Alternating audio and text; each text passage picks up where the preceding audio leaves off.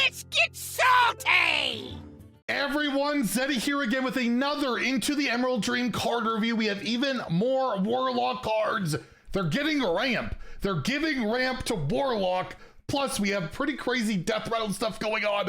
I don't know if any of this is actually good, so why not review the cards and give my terrible take? We'll do that. If you want to win these cards, we have a giveaway going on for 2 regular pre-orders, 2 mega bundles out of my pocket. To enter the giveaway, like and comment in the video. Link down description below, the one with that thumbnail over there. Be subscribed to the channel. Every 1,000 subs we get until all the cards are revealed. I will add another mega bundle, so hit that sub button. Make me go out. So starting off, we have a new 1 mana 1/1 minion for Warlock, the Rot Heart Dryad. I don't know. Again, terrible with this stuff.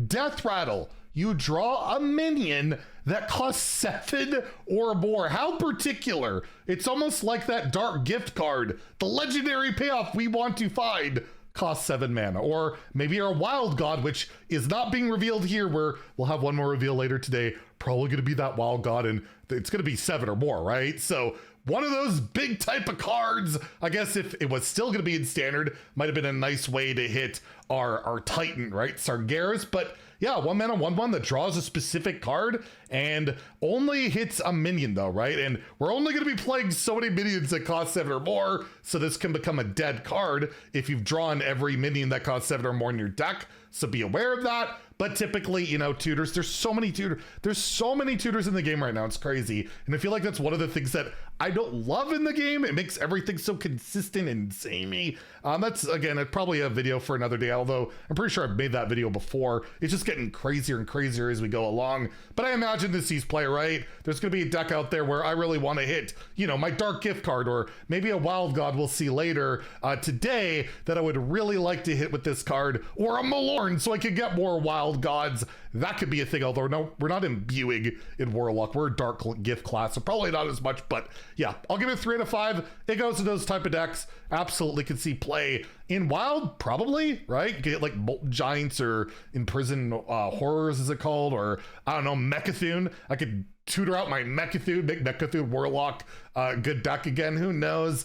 But I'll give it 3 in both formats. There's validity to this in either one, right? Just drawing is good, tutor drawing is good. It is something, again, you can never really scoff at it. It's always something that pops up, sees play. The only thing is it's not a battle cry, right?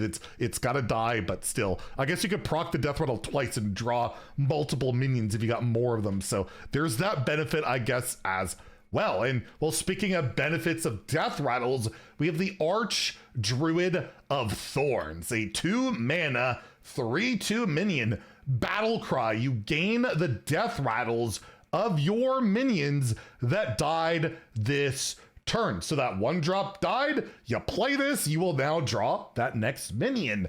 Any Deathrattle that's gone off. So in Wild might be the birth of yet another style of a naval mine, although there's already like, I think a 1-drop that like eats up all the Deathrattles that have died on minions on board, but this could be played after that, right? Like maybe you had a nice clear and you know, and then you play this then against the Deathrattles. Although I wondered, I guess it would work if your opponent Threads of Despair to you and those Threads Deathrattles are still there, and then you like traded it in and played Arch Druid, you'd gain 1,000,000 Threads Deathrattles. Not that that'd be good, but I'm just saying it's something you can do. Or I don't know, go Ultimate Armor Warlock with like the Starship piece that gains 6 armor. That would work with this as well. So depends on the Deathrattle out there. We could go all old school and Wild as well. Besides, screw Naval Mine, let's go with the big Owl. Remember Owl Warlock? That was a thing for like a minute back in the day. Back in good old Stormwind days. Don't we all remember how great the, oh, never mind. Regardless, yeah, does this see play? I don't know. It's really, again, it's a niche type of effect, very specific. You really want to hit specific Deathrattles.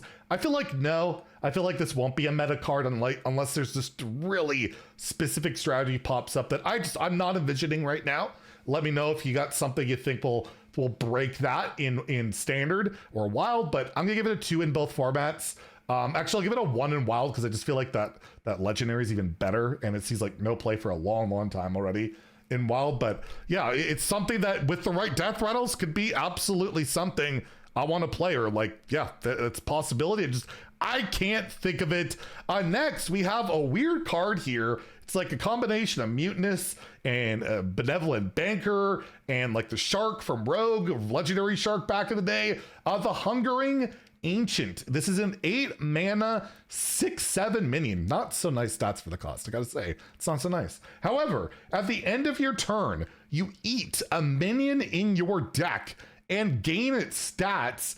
Deathrattle, add them to your hand. So the reason I say it's like Benevolent Banker is it's like it consumes the card, kind of, and it's in your return. And there was like that Growl the Shark. I can't remember the name of it. It's like a 5 mana 2/2 for Rogue. That would also just eat a minion and consume its stats. And when it would die, you would add it back. This is an ongoing effect. So yeah, you can have if it sticks around, it can eat even more stats and be a giant threat. It's something, it's card draw kind of, but it's 8 mana. This is 8 mana. Do like nothing. You get some stats, okay? Maybe you'll draw a card slowly unless it gets silenced or stolen or transformed, but I cannot imagine in a world that this card sees play.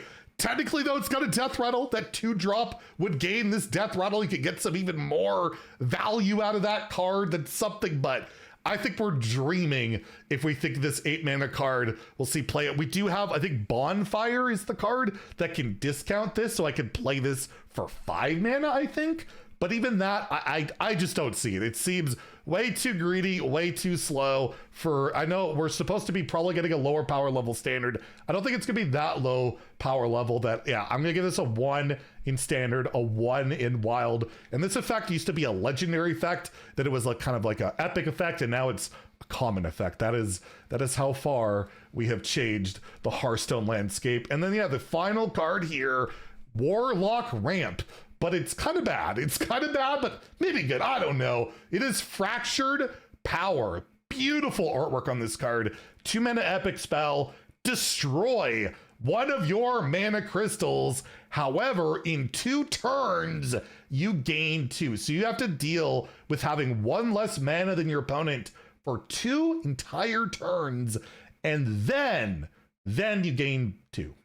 That's pretty slow. You got a downside on top of that. I don't know. This is a weird one. Like you could play it on 2, and then on 3, you could just tap, I guess. And then on 4, you ramp up, right? I guess that's something. And you gain the crystals, right? I think it's not like it'll be empty at the beginning of your turn. You'll gain them. So it's something, but it's very slow just to, you know, gain 2 crystals after you destroy 1. So you net out at 1 whole extra mana crystal. That just does not seem worth the payoff.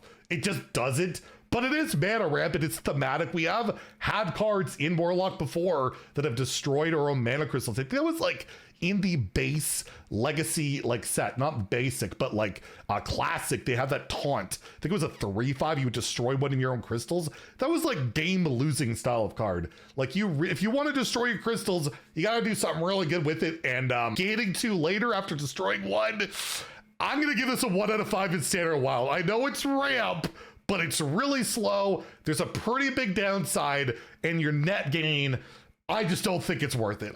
Maybe I'm wrong. Maybe it'll be fringe playable. I just think this is kind of terrible. But it's Warlock Ramp, which we haven't really seen outside of Doomkin, I think, which was technically a Druid/Warlock card. It was shared, but still, yeah. I don't think Fracture Power will see a ton of play, but maybe again.